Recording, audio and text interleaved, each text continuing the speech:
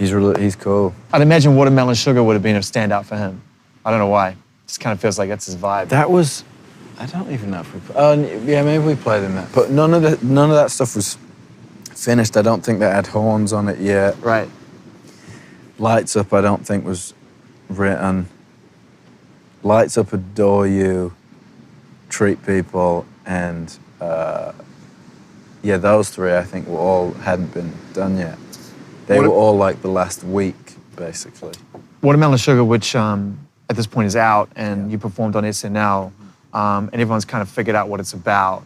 The joys of, mutually appreciated oral pleasure. Is that what it's about? Is it? I don't know. That's what everyone's saying. Oh. Always Crazy. good to leave it open to interpretation. Oh, yeah, of course, yeah. But it's something that just seems to kind of have followed you around, that idea of you not just being a sex symbol, but that a lot of your music is inspired by this. So uncomfortable. Yeah, I reckon. But I actually wanted to ask you a genuinely serious question about that, because people throw it around like it's fodder, but it is actually awkward, right? Like, how do you feel sometimes when people seem very focused on you in that light? In all honesty, I'd say I try and think about it as little as possible, because it's a very strange, dynamic thing. It's also like a weird thing to think of about yourself. Totally. Like, I guess the thing with like sex in general is like, it used to feel so much more taboo for me to even like when we're in the band, like the thought of people thinking that I had sex was like, oh no, that's crazy. Like, what if they know? But it's like, Yeah. It's so, even just like coming into this record, I wanted to feel a little less like guarded with stuff. I wanted to feel a lot freer and just more joyful and like honest. And I think a lot of the time with like, when there's like tabloid stuff, for example, of like people breaking up and, it's like, I think people forget that there's like a person who's also broken up with someone, which is sad. Like, Yeah. You get sad when you break up with someone. Yeah. It feels to me, this album in part, and excuse me if I'm being too personal, but based on the music, it feels like a breakup record in some respects. And it's one particular song, like it's a song called Cherry, which is crazy. I mean, cutting right to it, with some real imagery of losing someone to someone else, and there still being that remnant of your relationship moving into a new space, which is right at the core of heartbreak. I mean, that's like one of the most devastating images. If you're lucky enough to get your heart broken, that's one of the most devastating images you can go through. And you're also quite specific, in terms of, it feels to me like it's quite specific in referencing the relationship you've been in.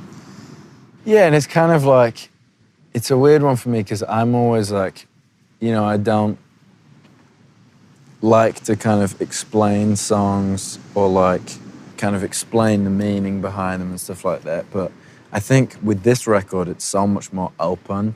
Yeah. That it's like, but you've told us in the, like it tells you what it is, I think a thing that I like about kind of definitely where this record went, especially compared to the last one, is like when I start making an album, I don't feel like, oh, I'm making an album that I'm going to put out in December of next year. Or it feels like I just start writing some songs and then I can be as honest as possible. And then the time when you get to decide if you think it's too honest is when you're putting it out. And I never want to like trim that stuff down. So you never thought for one second when you listen back to Cherry later on that we'd be having a conversation or other people would be listening to it, trying to decipher it and how that would make you feel? You felt you wanted to be true to it. I think I wanted to be true to it. I think the moment that I wrote it, I wanted to be true to the moment that I wrote it and how I was feeling then. And the thing with... How are you feeling then? Not great. But I think also in the moment I felt like I was realizing some stuff about, it was all part of like being more open and, not being like, I don't care. It's like, no, like you get petty when something's not going the way that you want. Like you get petty with that stuff. And I think there's something with Cherry where it's like, it's so pathetic, kind of, in a way. The night that I wrote it, we'd been writing for a few weeks and everyone had left the studio. It was me, Tyler, and Sammy, who's our engineer. And we were kind of sitting around talking at like 2 a.m. maybe. And I was saying that I was feeling a lot of pressure because the last record wasn't like a radio record. I felt like a lot of pressure to be making these like big songs. And I was like, I feel like this record has to be really big. So I feel like I need to make certain songs. You know, I have all these ideas about records that I want to make, and I want to make this record in 5 years, and I want to make this record in 10 years, and I want to make like just these ideas for records that I want to make. And we had this conversation and Tyler just said to me, you just have to make the record that you want to make right now. That's it. There's no like, let me make sure this one's a commercial success so that I can make what I want later down the road. You just have to make the record that you want to make right now. He's right. So then we stayed up and wrote Cherry that night. So you felt bad when you wrote it. How'd you feel when you finished it? So good. Like I loved it so much. It's an amazing song. Who's speaking at the end? What's the vocal at the end that cuts That in? was my ex-girlfriend. Yeah, so that's interesting, and I think it's super cool that you left that in, obviously, from a sort of imagery point of view, because I love all that stuff. I love hearing things that revolve around music and aren't necessarily just tied to a structure. But the decision to keep, you know, your ex-girlfriend speaking at the end of the song is like so blunt and so straight up. Like, what the f was going through your mind? Like anyone else who's just broken up with someone right now is like, not on your wildest day would I do that. Yeah, I know. I don't know, I think it was like, because it got added in later on and it felt so part of the song. It just felt like it needed it. We're friends and stuff, so I asked her if it was okay and she was okay with it. And, what did she think of the song? I think she liked it. Come on, man, it's written about it, right? You gotta love that at the end of the day, man. I mean, there's a song called Falling on the record, which the first time I heard it was like everyone was just floored. And it's a real standout, and it's going to become something I think that people will carry with them irrespective of the context of the album. They'll zero in on that song as well in its own way. And Tom was telling me that came super fast. I was going out for dinner, I think, and I was getting picked up from Tom's house. So he came to pick me up. And I was showering, and he was like playing on the piano. And as I came out of the shower, he was playing like the dun dun dun dun dun dun dun dun. I went and stood next to him at the piano, just in a towel, and we just kind of wrote the whole thing. So it was really fast. How long did it take? I'd say Falling maybe took like, probably 20 minutes. What? I mean, that's 20 minutes in a towel. That's real friendship. Yeah. That's right. About 3 days. He's like, okay, we finished it. Please go put some trousers on. Put some pants on or something. Yeah. That's one of those moments, right, where the surfing analogy, where the wave and the practice all comes together. Where do you think they came from, the subject matter, if it came so quick? What do you think you were saying in that song, listening back to it now? I think it was like, for me, what I hadn't really experienced before was during the making of this record, the times when I felt good and I felt happy were like the happiest I've ever felt in my life. And the times when I felt sad was like the lowest I ever felt in my life.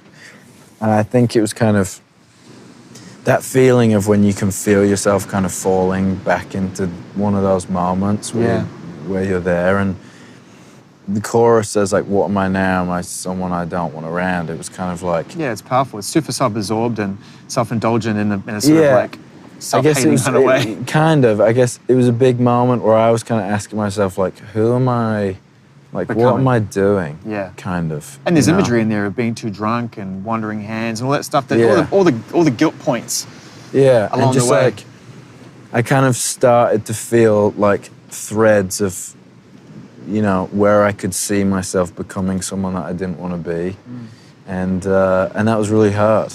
But I think that the thing that's nice with that is you get to write a song about it and be like, okay, next. You know. And who helps you at those moments? Does your mum still play a really important role, your family? And by the way, you don't have to be you. Right. There are people doing all kinds of things in all walks of life who are losing their way and need people to bring them back into line. So let's just talk about that relationship for a second, because I know family's a big thing for you. I'm so lucky with my family. They've always just been really supportive, and it's kind of all you can ask for with like doing this. Is obviously, sometimes you don't want to go home and be like, I'm miserable right now, because you want to be like, no, I'm fine, don't worry about me. And that happens too, but also have the relationship with my family where if I need to have that conversation, I can. What's the best bit of advice your mum's given you? The thing with my mum is she's less of like a soundbite of advice. She's like the kindest woman I know, So for me, it's always been like just watching her, how she is with people and stuff is like, I just don't think she has like a bad bone, which is an incredible thing to grow up around. To have that person like supporting you is, it's amazing. She's the best. She's like actually the best. So. Who do you miss the most? Who do you wish was still around? Probably my stepdad. Stepdad passed away a couple of years ago. That's tough. He was pretty great. He was like a pretty great guy. Yeah. And what have you learned sort of going through life now as you're kind of experiencing loss? Because we all have to cross that bridge, and that's kind of sobering. And then that's when adulthood's really knocking on your door and you start to really take advantage of and reprioritize things. And, coming out the other end of that really, really high octane, visceral childhood that you had into your 20s and getting into your second album and being an independent human being who's got a strong relationship with your family, like, how have your priorities shifted and what are the things that really come into focus for you now? Friendships are probably just the most important thing to me. Like, the people who I'm really close with are just, I'd say, way more important to me than anything else. I've definitely felt a difference in the conversations that I have with friends. I guess since you like experience death more. When you're a kid and you lose a grandparent or something. Yeah.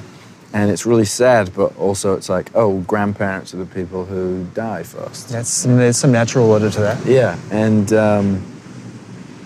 I think like the first time you lose like a friend is when you really feel like an adult. You're kind of like, wow. It's because it's one of the first experiences you have, I think, where you lose control, completely lose control.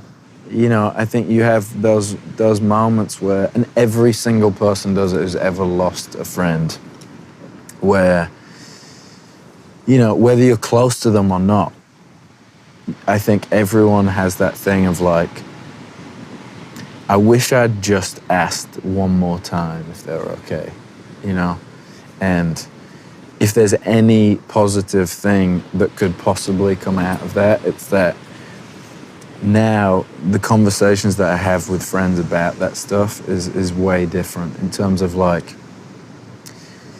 you ask a friend if they're okay and it's like, yeah, I'm good. And you're like, I'm like more prepared to have that like, no, but, give me the real stuff. You're actually okay. Give me the real stuff. And that's like their conversations that I have with my friends now. And you're equally vulnerable in your own way. And you're able to give absolutely. Yeah. And I think that's like a really important thing. And that obviously, like I said earlier, is where like real friendship comes from. And I don't think everyone's lucky enough to have it, and I don't think it happens all the time.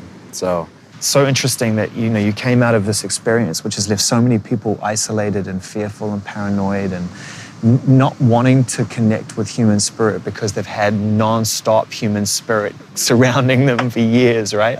And you're like so different. It's like you just kind of called time on it and then just went searching for real human experience almost immediately. You came to California in the search for people and for experience and for relationships. I mean, the thing with my relationship with California is like, it's also definitely changed over the last few years, but when I first came here, it was like, oh, if you get to move here, it means you've made it.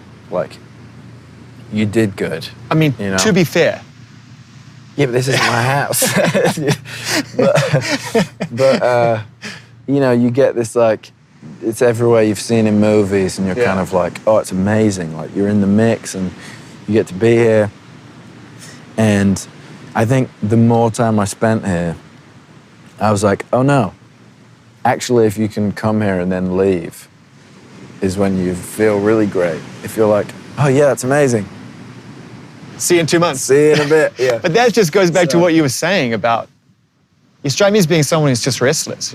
Yeah, I mean, the thing with here is like, I've never felt at home here in LA, which is, you know, in one sense, not great, but at the same time, I always feel like I'm on holiday when I'm here. Yeah, it's fair. So I really enjoy being here. A lot of my closest friends are here, which is where I usually feel the best, is when I can see those people. So as this conversation comes to a natural end, as the sun goes down on our time together, what is London to you then, if that's the closest thing to home? London's like just where I'll want to be at some point. And it's a weird one because after traveling so much, I don't look at the future as like, I'm going to live in this one place and then I'll never move anywhere. I think it's just about like being happy. I just want to be happy. And are you? I feel pretty good right now. Yeah. You had fun making this album? Yeah, so much fun. What's the most fun memory of making this album? I'd say probably my favorite memory from making this, one of at least, was the day we wrote Golden. We stopped and went to have dinner, and we were all sat in the kitchen at Shangri-La. And we kind of just played it like on one guitar, and everyone kind of singing it around the table. And it just felt really good. Like, it felt so much more joyous than last time. And I think that makes sense because, like you said, the first single was a 7-minute piano ballad, so like it would have been weird to come out being really joyous. But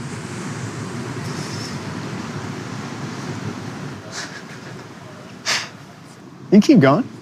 Oh yeah? Yeah, let's keep going. Okay, great. And I think part of the thing with like the mushrooms thing for me is that I never do anything when I'm working. Mm-hmm. And I don't even drink when I'm working. If I'm touring or anything, I don't drink really at all. And when I was in the band, it was like, to me, it felt like it was so much bigger than any of us. Yeah. That I kind of felt like I'm not going to be the one who fucks it up. So I was like, now is the time in my life when you probably go out and experiment and do this and you take this and you do that. Because it's on your shoulders. And that's what you do with your friends. And I was like, I'm not going to be the guy who messes it up. So I was like, I'm not going to do any of that stuff.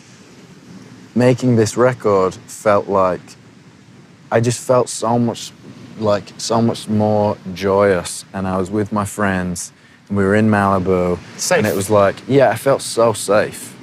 It was like, I want to take some mushrooms, I'm going to take some, like, now's the time to have fun. Like, we're in Malibu, 24. I'm also in music. I'm not like, do you know, it's like, you know, it's like I'm not. You want to be the first musician to like experiment in that environment. I'm not like a politician. I don't think it's that crazy. I don't think it's that crazy. It's definitely not crazy. What is the, do you enjoy it? Yeah, I think my thing with drugs is like, if you're taking anything to escape but to try and hide from stuff, then you shouldn't even drink. And if you're taking anything to like have fun and be creative, then great. And I was with my friends, and making an album, you obviously get so in your head and you get so like self-conscious about everything, and you hit these bumps in the road where you're kind of thinking, is this good enough? And is it this enough? Is it that enough? There's like an afterflow of some of that stuff where sometimes you take something and then for 10 days after you're like, don't worry about it. Everything's gonna be fine. Like it's like kind of stress relieving in Totally. in a sense. And that's where you're at now, I guess, in your life as you redefined success and you had fun making this album, is that you're just trying to worry less? I think so, yeah. I think that's like been a big part of this whole thing for me. Is like, I'm just trying to go through life being a little less worried about stuff. Definitely with like working, because ultimately it'll be okay. It's like if you don't hit the top of the chart, your life doesn't change. Like, I think realizing that, it's like, if that was what I was aiming at and then it didn't happen, then I'd feel so much worse. But redefining it for me has been amazing, to be like, oh, but that's not the game I'm playing. You did it. There's a freedom with that. And you know, you don't get to go out on arena tours with Jenny Lewis if you're trying to play the game, you know. She's so sick. She's the best. You don't take Casey Musgraves out before she won the Grammy if you're trying to, like, these are bold moves. It's obvious how talented Casey and Jenny are, but you would be making a far more methodical, chart-based decision, you know, taking someone else out that would fill a different kind of void, you know what I mean, in the night? Yeah. Whereas it just strikes me that you're making decisions based on what's making you happy. Especially with that stuff, because Casey, I just love her. Her coming on tour I was more thinking of like, who do I want to watch every night for like 30 shows? Yeah. You know? And you were so dialed in. The timing was unbelievable because that album is so special. Yeah. And then eventually it's like the whole world works it out. She was booked before the album came out. Which is nuts. Because I just think she's so good. Unbelievable. Her voice. I just want to watch people who are inspiring, and you just want to be around like good stuff. I'm just a massive fan of hers. So when she came out, it was really cool for me that she was coming. And then obviously the new album came out, and it was like, this is amazing. You know, same with, I mean, Leon came out last time. And you got KP coming out in the UK. Yeah, she's coming out this time. Jenny Lewis coming out in the US. It's all dialed in, man. And this album is really, it's an amazing listen from beginning to end. Covers a lot of different ground, really revealing and in a really beautifully written. Some amazing lyrics in there that really kind of, I haven't heard people put into context before. Songs like Falling, and, you know, we talked about Cherry and Fine Line, the more mellow moments, but also, you know, even talking about, you know, the Canyon song where, you know, you're just putting into you know, the idea of reflecting and reminiscing on a time when it was simple. And it's just really great, man, from beginning to end. Thank you. It's been good to connect and talk to you for the first time. Appreciate it. It was fun. What are you going to do for the Christmas break? I mean, you don't start in earnest till next year, right? I'll be doing something, sure, probably. Christmas, I go home, I go to my mum's. Yeah. Are you ready for next year, though? I mean, do you feel charged up about the touring and everything else? I'm really excited about it. I think it's going to be... It's my favourite part. Really? Even more than... I mean, I've completely fallen in love with being in the studio now because of, like, the freedom that comes with it. And I think also now I'm kind of learning a different way of doing it. I think I'd get, like, chunks in the studio. I'd book, like, a studio for 2 months, and then I'd go and I'd be in there every day because I felt like I'd kind of be like, well, we've booked it, so we have to be in there. And I think at some point, you've written everything that you have to write in the moment, and you realize you're not actually living because you've just been in the studio for 3 months. So I'm kind of working out still the balance of, like, next time maybe I'll go in the studio for a couple weeks at a time while continuing to just kind of live. Are you going to act again? Yeah. Anything on the horizon? I'd like to. I think for me, it's like with the acting thing, like I never wanted to do it as like just doing it to like take a job. There was something about like the Dunkirk thing where when I heard about it, I was like, I want to be involved in that so bad. I just remember the way that it kind of hit me, and where I was excited to watch it, like whether I was in it or not. I was like, I can't wait to see that. You know, if you get to make stuff that you're passionate about and you get to make something that makes you happy, then you're happy and no one can call you unsuccessful, which is great. That's the redefinition of success, my man. Thanks for your time, bro. Thank you.